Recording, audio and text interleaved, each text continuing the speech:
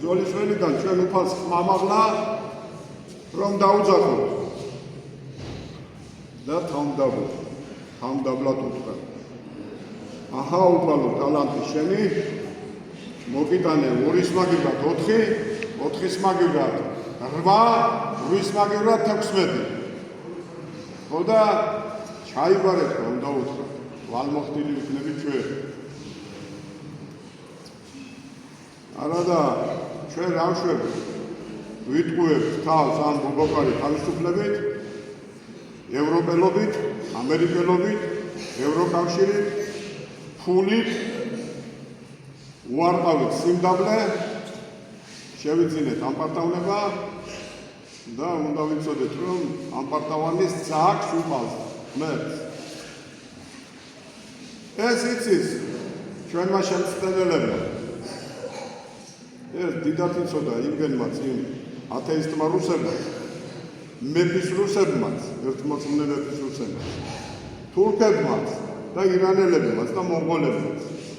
ეს იციან ამგენმაც, ლიბერალებმაც. ოდა მაგრამ ისინი ციხიან ქრისტიანაში, მაგრამ ჩვენ აგერ გავყენეს ქუჩის გზას. და შეგვაცდინეს და თავის მეტყველს სიტყვებს ვაღვინებენ სასწაულდათი და ვითამ თავისუფლება.